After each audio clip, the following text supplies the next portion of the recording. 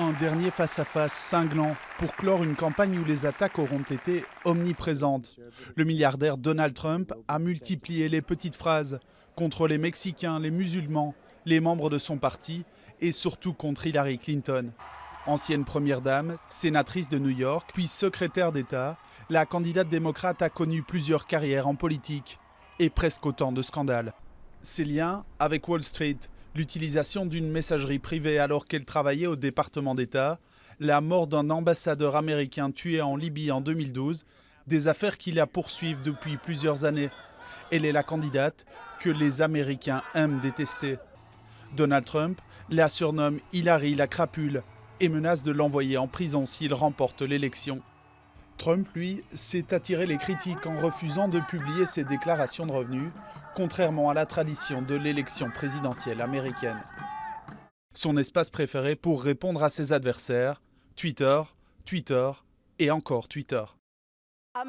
Un homme que l'on peut tourmenter avec un tweet n'est pas un homme à qui on peut faire confiance pour l'arme nucléaire. Plus de 150 dirigeants républicains ne soutiennent pas Donald Trump et même ceux qui l'ont défendu ont changé d'avis depuis la diffusion d'une archive vidéo révélant des propos dégradants de Trump à propos des femmes.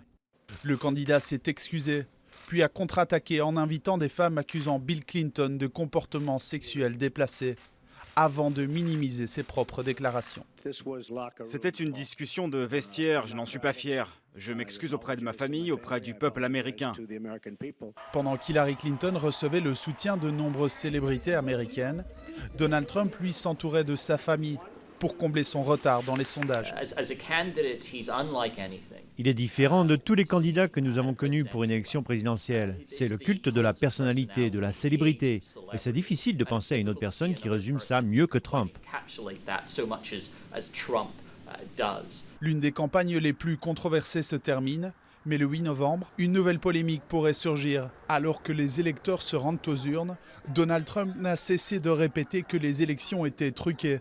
Et il a refusé de dire s'il respecterait une victoire d'Hillary Clinton.